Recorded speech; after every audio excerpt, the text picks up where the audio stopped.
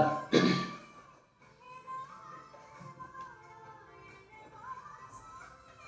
लक्ष्मण प्रजापति, जय श्री कृष्ण, जय श्री कृष्ण। एक्चुअली मैं आज लाइव इसलिए आया था कि अभी फाइनेंशियल ईयर का एंड चल रहा है, फेब मंथ, और मार्च रहा है 2021-22 का। तो बहुत सारे लोगों को टैक्स बेनिफिट के लिए इन्वेस्टमेंट करना, ये मेरा टॉपिक भी है कि किस तरीके से आप है वो इन्वेस्टमेंट पे टैक्स बचा सकते हैं अंडर सेक्शन 80C।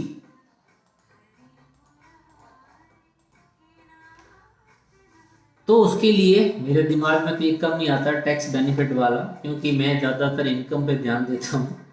तो टैक्स का तो गवर्नमेंट देख लेती है, लेकिन कंपनी ने मेरे पास कुछ पैम्पलेट भेजे, वो काफ़ी मेरे को अट्रैक्टिव लगे, तो मुझे लगा कि आपके साथ है वो शेयर करना चाहिए कि किस तरीके से आप है वो टैक्स बचा सकते हैं।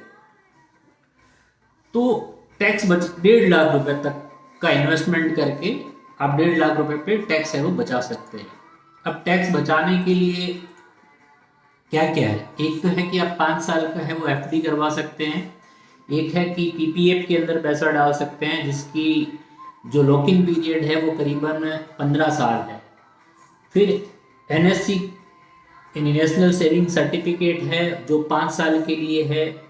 फिर एनपीएस है जो रिटायरमेंट तक रहता है, और ईएलएसएस फंड है जो काफ़ी अट्रैक्टिव है, इक्विटी लिंक सेविंग स्कीम जो म्यूचुअल फंड के अंदर इन्वेस्टमेंट किया जाता है। फिर unit linked insurance plan unit ले सकते हैं जिसकी अवधि करीबन 5 साल की होती है। फिर सुकन्या समृद्धि योजना जिसका कोई मतलब लॉकिंग पीरियड तो नहीं है, या सीनियर सिटीजन सेविंग स्कीम है जिसका लॉकिंग पीरियड 5 साल का होता है। तो ये बहुत सारे इंस्ट्रूमेंट है जहाँ पे आप इन्वेस्टमेंट करके अपना टैक्स बचा सकते हो, ठीक है। लेकिन इन सबसे खास या जो उम्दा रिटर्न देता है कि मतलब सारे लोग इन्वेस्टमेंट तो करना ही है, तो क्यों ना हमें टैक्स बेनिफिट भी मिल जाए और इन्वेस्टमेंट के ऊपर हमें एक अच्छा सा रिटर्न मिले। तो उसके लिए ये मेरे पास हमारी कंपनी ने एक पैम्पलेट भेजा है, उसके अंदर है Franklin India tax shield fund. ये फ्रैंकलिन वालों ने भेजा, लेकिन टाटा का भी फंड अच्छा है, एक्सिस का है, यूटीआई का है, ठीक है, या पराग परी का टैक्स सेवर फंड है, कोटक के टैक्स सेवर फंड है, सारे एक जैसे ही फंड है। तो इन्होंने एक कंपैरिजन करके भेजा है कि भाई आप फ्रैंकलिन इंडिया का टैक्स शील्ड फंड लें या पीपीएफ, तो उसमें डिफरेंस क्या है। अब देखो पीपीएफ के अंदर होता क्या है कि हमें 15 साल तक तो निवेशित रहना ही है। तो 15 साल तक यदि कोई बंदा निवेशित रहता है तो मुझे लगता है कि पीपीएफ में नहीं जाना चाहिए, या एलआईसी की पॉलिसी भी नहीं लेनी चाहिए जहां पे रिटर्न्स बहुत कम है। यदि पीपीएफ का अपन रिटर्न देखें तो 15 साल का 7 से 8% का रिटर्न है, और यही पैसा हम कोई अच्छी म्यूचुअल फंड की ईएलएसएस फंड में डालें तो जिसका लॉकिंग पीरियड भी 3 साल का है कि हम 3 साल के बाद वो पैसा है अपना निकाल भी सकते हैं। तो इन्होंने 1999 से लेकर के 2021 31 मार्च 2021 तक का ये इन्होंने कंपैरिजन भेजा है। तो मैं आपको समझा देता हूं कि इसके अंदर है क्या। 1999 में मतलब करीबन एनुअली 70,000 तक, जो भी 1.5 लाख है पहले वो 70,000 होगा, उसके बाद में 2012 में वो 1 लाख था, और ये 2015 के बाद 1.5 लाख रुपए तक आप है वो टैक्स बेनिफिट उसमें ले सकते हैं। तो इन्होंने पूरा मतलब 22 साल का 70 हजार पहले था, फिर 1 लाख था, फिर 1.5 लाख था। तो इस तरीके से हम सालाना इन्वेस्टमेंट करते हैं तो करीबन जो टोटल इन्वेस्टमेंट हुआ है करीबन 22 साल के अंदर वो 22,60,000 है, ठीक है। और सेम ही आप पीपीएफ के अंदर करोगे तो वहां पे भी इतना इन्वेस्टमेंट होगा। तो मेन जो डिफरेंस है ना वो है रिटर्न्स का। तो पीपीएफ ने जो रिटर्न दिया है वो 7.89% दिया है, उसकी जो वैल्यू होगी पीपीएफ की वो 52 लाख है। यानी हमने 22,60,000 का इन्वेस्टमेंट किया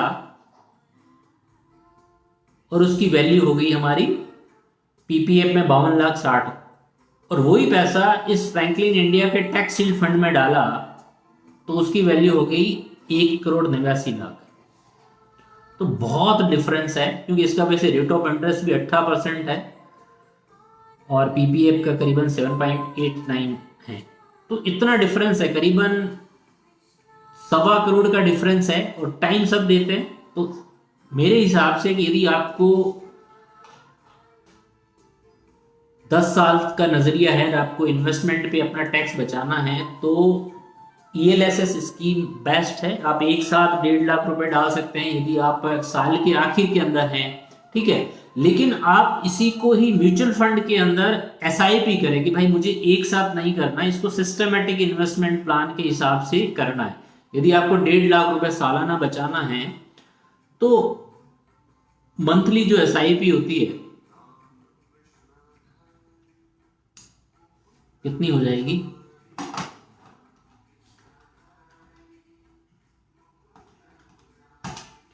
12,500 रुपए की एसआईपी हो जाएगी।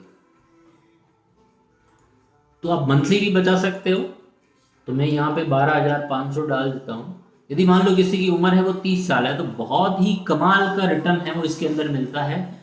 इसके अंदर इसने 18% का रिटर्न दिया है, वो हम नहीं पकड़ते हैं, वो बहुत ज़्यादा है।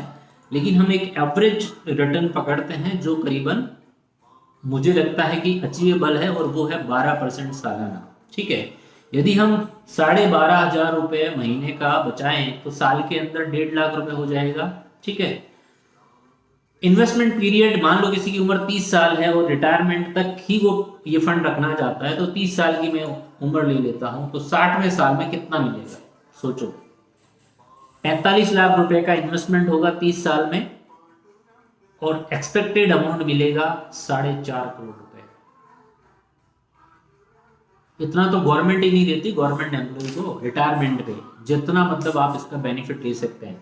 और यही सेम आप वहां डालते हैं मान लो पीपीएफ में, तो उसका रिटर्न करीबन 7.5 है। तो जो यहाँ 4.5 करोड़ मिल रहा है वो करीबन 1.5 करोड़ मिलेगा। उसके अंदर भी एसआईपी करते हैं, बट पीपीएफ में एसआईपी का फंडा है या नहीं मुझे नहीं पता। लेकिन म्यूचुअल फंड बहुत ही बेहतरीन है, ईएलएसएस स्कीम जिसको, लेकिन 3 साल का लॉकिंग पीरियड है। 3 साल तक आप उसमें से कोई भी पैसा है वो विड्रॉल नहीं कर सकते, ठीक है।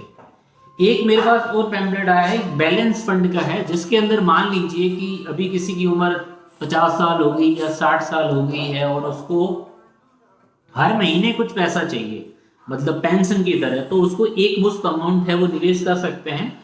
तो ये मेरे को भेजा है आदित्य बिरला सन लाइफ ने, उसका बैलेंस फंड है, ठीक है। और ये 2016 में ही चालू हुआ है। मान लो किसी के पास 10 लाख रुपए है और उसने 10 लाख रुपए एक साथ डाल दिया, तो कंपनी ये बोलती है कि भाई आप है वो हर साल का 7.5% पैसा विड्रॉल कर लो। तो वो महीने का बैठता है 6250 रुपए, ठीक है, 6250।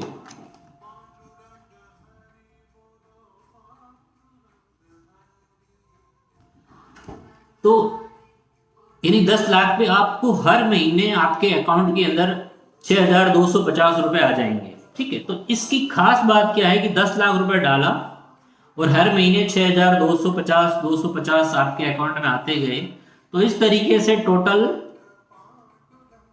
71 महीने हुए, यानी 71 मंथ हुए 2016 से, 1/1/2016 से 6/12/2021 तक, ठीक है।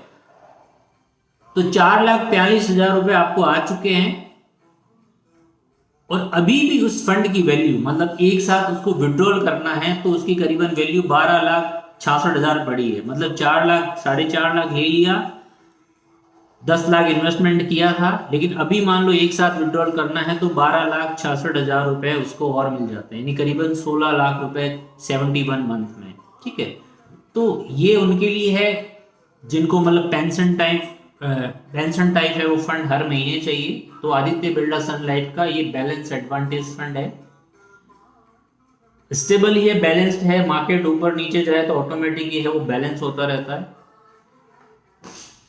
तो इस तरीके से यदि निवेश किया जाए तो बहुत ही बढ़िया है। तो ये दो मेरे को बताना था कि भाई फाइनेंशियल साल का अंत चल रहा है तो आप अपने पैसों को किस तरीके से निवेश कर सकते हैं, ठीक है। फिर यदि आपको LIC जैसा ये कोई प्लान लेना है तो मैंने अभी एक प्लान लिया है, क्योंकि मेरे को कुछ साल बाद मतलब जो मैं पैसा निवेश कर रहा हूं उसके ऊपर जो रिटर्न मिले उसके ऊपर भी टैक्स नहीं लगे, तो मैंने मेरे लिए एक पॉलिसी लिया था, वो मैक्स लाइफ इंश्योरेंस का, जिसका मैं साल का 50,000 रुपये प्रीमियम भरता हूँ।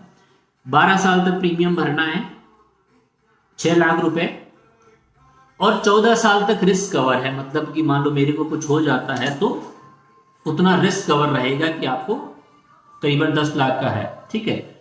लेकिन 14 साल के बाद है वो रिस्क कवर हट जाएगा और एक रिटर्न मिलेगा, और वो रिटर्न सालाना करीबन 63,900 यानी 64,000, यानी हर साल वो पैसा आएगा, ठीक है। और वो जो भी पैसा आएगा उसके ऊपर कोई टैक्स नहीं लगने वाला है, तो वो टैक्स फ्री इनकम है, और वो अगले 25 साल तक आएगा, ठीक है। यानी 64,000 इंटू 25 साल, मतलब मैंने भरा था करीबन 6 लाख रुपए 12 साल के अंदर, 50,000 रुपए का मैं प्रीमियम भरता हूं, तो 16 लाख उस टाइम आएगा, और जो प्रीमियम भरा था वो 25वें साल के बाद है वो 6 लाख और आ जाएगा, तो करीबन 22 लैक्स।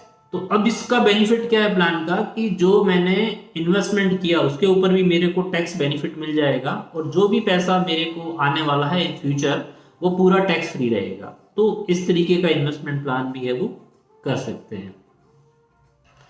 जैसे बहुत आज अभी दिन में कम देखने वाले हैं, तो मुझे नहीं लगता किसी के कुछ सवाल वाल होंगे। अभिषेक गुड और good evening sir, good evening. और कोई सवाल है तो आप पूछ सकते हैं, बता दूं। टैक्स बेनिफिट से लेकर इन्वेस्टमेंट से लेकर बजट अब चला गया है, बजट में कुछ खास था नहीं, जैसा गवर्नमेंट को मतलब कोई भी ऐसी पॉलिसीज में चेंज करा नहीं है, सिर्फ क्रिप्टो को छोड़ के। यदि आप क्रिप्टो के अंदर मतलब डिजिटल एसेट्स में निवेश करते हैं, जो भी उसके ऊपर प्रॉफिट होता है उसके ऊपर आपको 30% है वो रिटर्न मतलब टैक्स पे करना है, और मुझे नहीं लगता कि उतना लोग करेंगे, क्योंकि क्रिप्टो के अंदर प्रॉफिट ही नहीं करेंगे यदि वो ट्रेडिंग और करते रहे तो।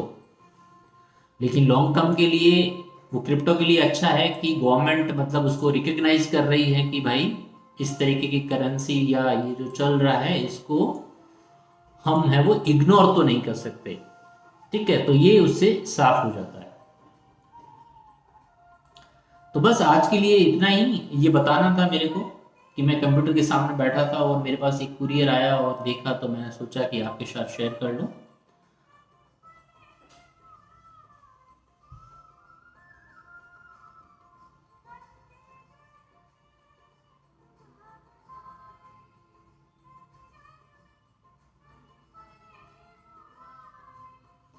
वैसे किसी क्वेश्चंस है नहीं, तो हम यहीं पे ही है वो इस को समाप्त करते हैं। फिर कभी शाम के टाइम आएंगे जहाँ पे 30 से 40 लोग लाइव आते हैं, देखते हैं, तो उसमें आनंद आता है कि वार्तालाप होता रहे।